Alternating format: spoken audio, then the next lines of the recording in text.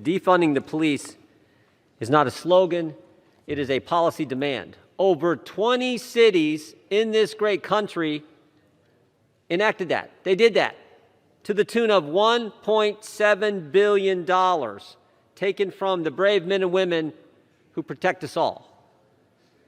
That is our concern. We'd have loved to work with the other side. We had a bill. Senator Scott worked tirelessly on it. Representative Stauber, former police officer Stauber, on our side, worked night and day on it. But Democrats wouldn't work with us, wouldn't take any of our amendments. This is partisan, political bill. Unfortunately, that's why I urge a no vote. With that, we yield back our time. Gentlemen, yield. Thank you, Jim. The leader and Jim are exactly right. This has always been about politics, and today's actions of the Speaker just confirm that. But frankly, and I've said this before, what else are they going to talk about? I mean, they're so focused on the January 6th committee. What else are they going to talk? Are they going to talk about crime? The fact that crime is up in every major urban area in this country? They're going to talk about the border crisis? I mean, think about this. March was the highest month on record for illegal crossings until April. April was the highest month on record until May. May was the highest month on record until June. Can't talk about that. They're going to talk about inflation. They're going to talk about the fact that the price of eggs is up, the price of milk is up, the price of bread is up, the price of gas is up, the price of an airline ticket's up, the price of the price of everything is up. They can't talk about that. So they're going to be partisan, and they're going to focus on this. But as the leader said, and as Mr. Banks said, I don't think they're going to address the fundamental question. The fundamental question of why wasn't there a proper security presence at the Capitol that day? They're not going to address that. And only one person can answer that question. Only one. Speaker of the United States House of Representatives. My hunch is the reason they don't want to address that question, my hunch is because what happened all last year? The Democrats normalized anarchy. They normalized rioting and looting. And when rioters and looters attacked our law enforcement personnel, when rioters and looters destroyed small businesses, what did Democrats do? They went out and raised money to bail them out of jail, and they continue to talk about defunding the police, and in fact did that in all these major urban areas, which is why crime is up. So they don't want to talk about that stuff. They just want to be partisan. They just want to continue to attack the former president. They want to play their political game. So I applaud Leader McCarthy for saying we're going to do our job. We're going to continue to work and get to the bottom and answer the questions that the leader raised, the questions that, frankly, the American people want answers. For yielding. Look, we've seen the worst 10 months of any administration in history. We went from a secure border to chaos. We went from safe streets to violent crime. We've seen stable prices turn into inflation and empty shelves.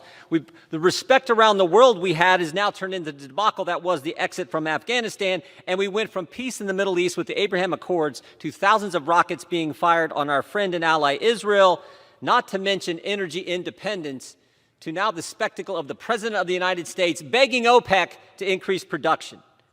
But what scares me most is what this administration and Democrats are doing to freedom. Every right we enjoy under the First Amendment has been assaulted over the last year. Your right to practice your faith, still places today in the country where a full congregation can't meet on Sunday morning. Your right to petition your government, your right to assemble, freedom of the press, freedom of speech, every single one's been attacked. We just learned in the Judiciary Committee from the Attorney General. National School Boards Association on last month, September 29th, sends a letter to the President of the United States asking the FBI to get involved in local school board matters. 5 days later, the Attorney General issues a memo to do just that. First sentence of the memo says this. This is the Attorney General's memo. In recent months, there's been a disturbing spike in harassment, intimidation, threats at school board meetings. We ask him a simple question. What's the evidence for that spike in threats? What's the data? What did you review? Guess what his answer was? His only evidence, the only thing he reviewed, was the letter from the School Board Association, from a political organization. And now they're going to target parents at school board meetings, and we have the January 6th committee issuing subpoena after subpoena. 11 of the people they've issued subpoenas to were names on an application asking the government for permission to hold the rally. Independent individuals exercising their First Amendment right to assemble asked the government for permission. The government granted them permission. And now these 20 and 30-year-olds whose name are on that application, they're going to be deposed by these guys for simply exercising their first. Here's what they're asking them. Here's what they ask them. We want to know who the selection of speakers, who the speakers were and how were they selected. We want to know any communications these people who put their names on a permit, got permission from the government. We want to know any member of Congress you talked to. Wow. Your right to petition your government? That's what they want to subpoena. That's why they're subpoenaing these people? This is scary where they want to go.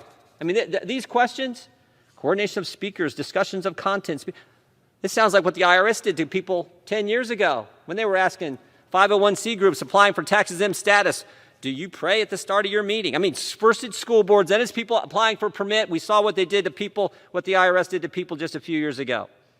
Not to mention what else the committee's doing. Preservation letters to all the carriers, all the companies. Preserve every call, every email, every text. Think about that. Every call someone made to hundreds and hundreds, supposedly, according to news reports, they've done this for. Text to your spouse, calls to your mom, preserve it all. And this is just what we know about. This is just what's been reported. I mean, now Steve Bannon. Mr. Bannon is a target of the investigation, because, quote, this is from the Select Committee's own report, quote, his efforts to plan political activity. That's the standard. You're involved in political activity, they're going to investigate you. We know what this is really about. This is about getting at President Trump. Tried to stop President Trump before he was even elected with the Russia investigation.